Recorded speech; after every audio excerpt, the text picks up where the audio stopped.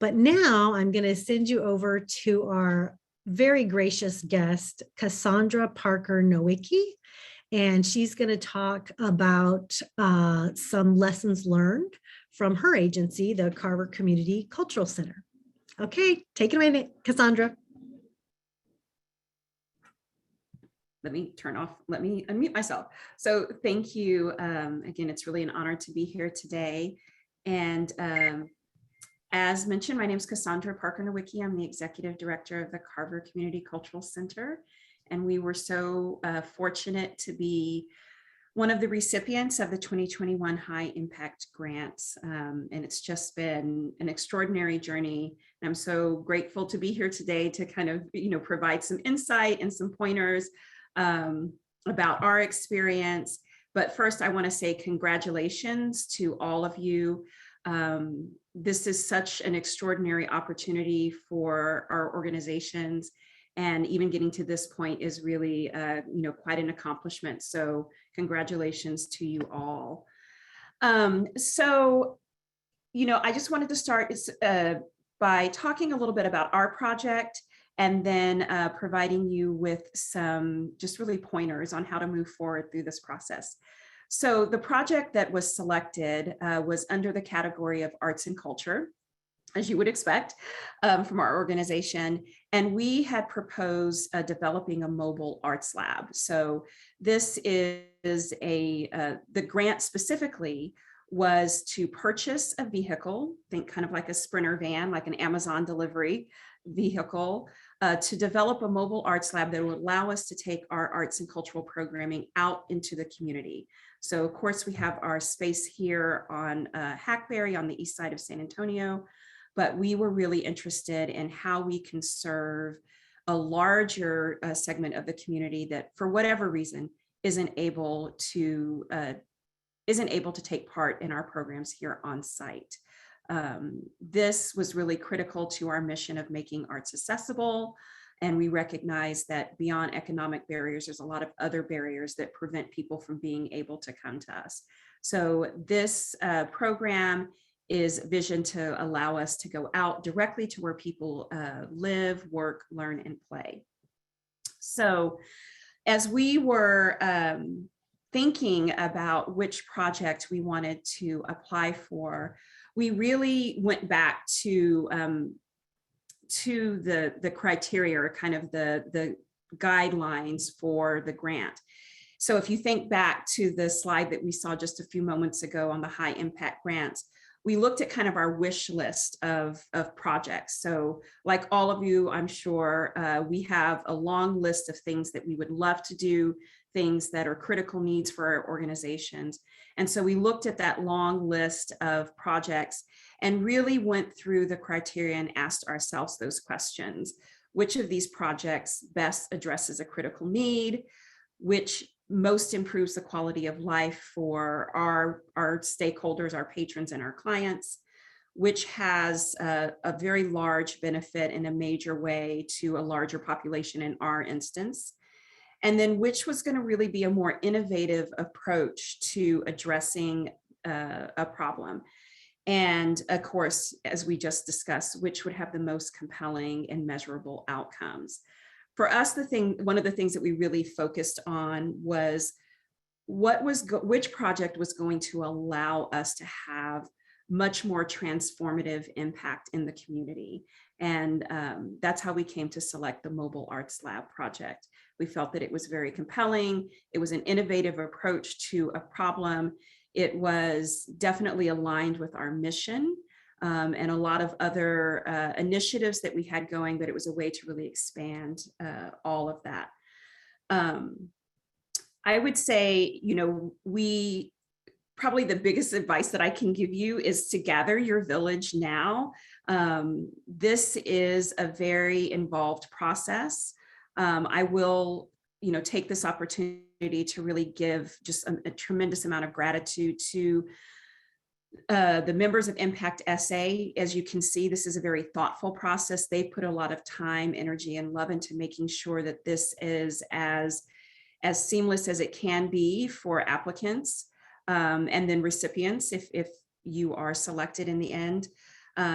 So you need to put just as much time and energy into it. There is a lot of steps involved. It is a lot of work, but it's also deeply rewarding. So gather your village. For us, that meant everyone. It meant staff that was involved. It meant board members, our grant writer, our development office, but also our other stakeholders, our clients. And in our instance, that included our patrons, that included family members and community members that were attending our programs, that also included the people that we had not yet had an opportunity to engage with because they had other barriers that didn't allow them to come to our space. So we identified who are the people that we're trying to serve through this project that we're not already connected with, and let's engage with them now and make them part of this process. And that was really probably the best thing that we did, and really the most critical thing that we did to help us vision how we wanted to talk about this project. It was really through engaging with those community members and getting really clear on what their needs and desires were, and then how that aligned with what we had already visioned for the project, but also, how that aligned with our mission. So we had numerous people that were involved in every aspect of this process, from developing the project to the actual application, to the site visit, and to developing the video at the end. The other thing is, give yourself plenty of time. So this is where project management skills definitely are going to come into play. So definitely map out from beginning to end the time that you're going to need to accomplish that. And then I encourage you to go back and build in even more time than you think you need. There are a lot of steps. There's a lot of information that you need to gather and compile. And so really don't, as they indicated, do not wait until the end. Give yourself plenty of time and allow yourself time to go back and review and to share with others, with your other stakeholders, and to get feedback and input all along the way. So more time than you think you might need. And I do encourage you, one thing that was really critical for us, in addition to speaking with these stakeholders, some that we were already engaged with, others that we were hoping to connect with through this project, is to get feedback from all of those different stakeholder groups.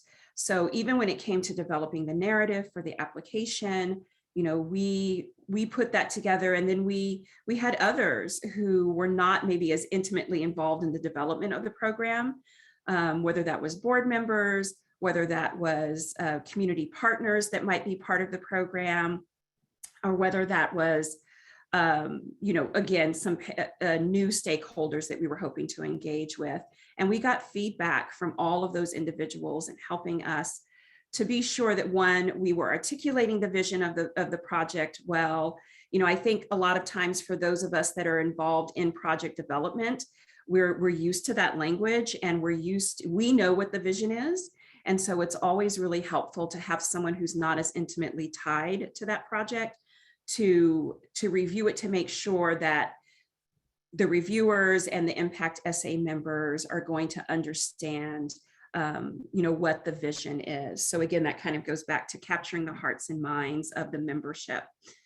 And I would say, be sure as you go through that you are focusing on the project.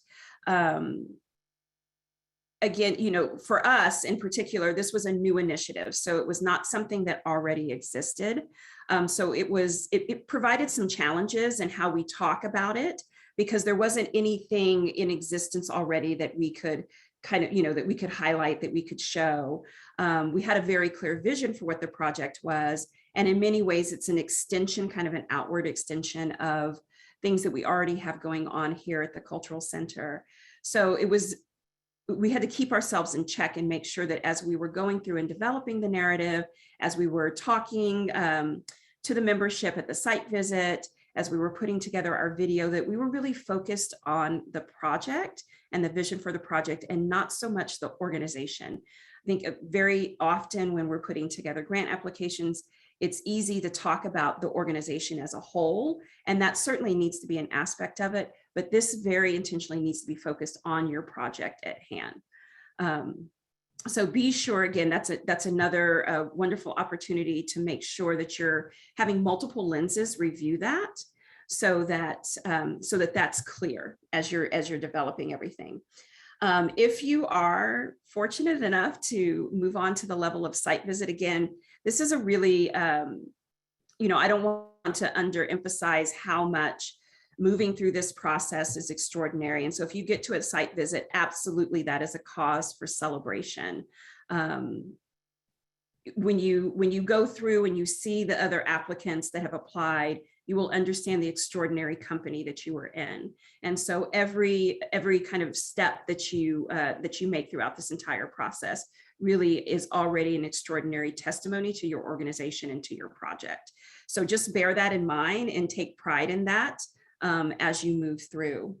As far as the site visit, again, for us, that was a little, not challenging, but we had to be really thoughtful in how we wanted to shape that experience, because our project was developing this mobile arts lab, which of course did not yet exist. So we didn't have a vehicle that we could show.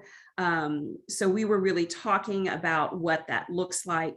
And so when we were thinking about our site visit, what we focused our energy on was creating an experience for the membership that would be attending that site visit, to start to frame what kind of experience stakeholders might have if they interact with the mobile arts lab in the future. So what might that look like? What types of activities might we take out into the community through the mobile arts lab? And we tried to create an experience that really spoke to that. Again, it is very critical, who you have in that, who you have present at the site visit. So we, again, thought about who are our various stakeholders.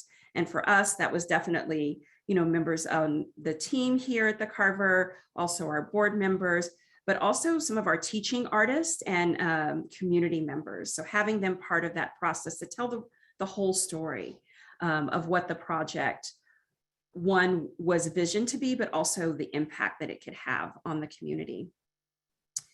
The other thing that I would say is, as you're beginning to develop the application, as you're thinking about your project and you're thinking about the application, to have the end game in mind. I think that you should go into this thinking that you're going to be one of the finalists, and you already need to be thinking through what that grant presentation video is going to look like at the end. Give yourself plenty of time. Identify throughout every step of the process who your stakeholders and your partners are going to be in that, and plan. I would say probably the biggest lesson learned for us was once we got through the site visit and then we found out that we were indeed one of the finalists, the pace from finding out that you're a finalist to that grant award night happens fast and furious. So you can't start there. You have to have thought that through. So you should be thinking through now who is going to be part of your video, who is going to help tell that story, what story are you going to tell? You really should be storyboarding it now. And honestly, that's helpful because it helps you to really articulate the vision of the project. If you're already thinking through what does this look like in preparation for that video, and give yourself plenty of time. So I will definitely say that was probably one of the more anxious parts of this process, particularly for me, but for us, was developing that video. I thought I had built in plenty of time for not only creating the video, but reviewing the video, sending it out to have it reviewed by various stakeholders, and getting it finalized and uploaded in plenty of time. And despite all of my planning and preparation, and I am almost ashamed to admit this, but we got it in, it was literally at the 11th hour. So give yourself more time than you think you need, and start thinking through the entire process at this point. And then, outside of that, I would just say, really think about capturing, as they said, capturing the hearts and minds of the community. Yes, definitely be mindful of who the membership of Impact SA is, but this is our community that's represented in this organization. So just think about the most compelling project and put it forth in the most compelling and innovative fashion. And then lastly, I just want to wrap up by saying, as competitive or as involved as this process has been, in all of my years of applying for funding, writing grants, this has also been one of the most thoughtfully designed grant programs. The amount of support, the amount of resources that Impact SA provides is extraordinary. It truly has been one of the most enjoyable experiences that I've ever had when it comes to applying for funding. So please take advantage of all of the resources and support that Impact SA gives you. There's a ton of information on the website. There's a ton of resources there for you. So I would encourage you all, definitely watch all of the videos from past recipients talking about lessons learned. Watch all of the videos from the past finalists so that you get a sense of, what makes a compelling video, what makes a compelling story. And don't hesitate to reach out and ask questions. Again, there's so much support here for you. I would also say reach out to past grant recipients that you might know. I certainly did. I reached out to others that I'd known had applied, some that had been successful, some that had not been as successful. So reach out to those individuals if you know who they are. I see a lot of my colleagues in the arts and culture sector here today. So definitely I encourage you to reach out and ask questions and make them part of your village.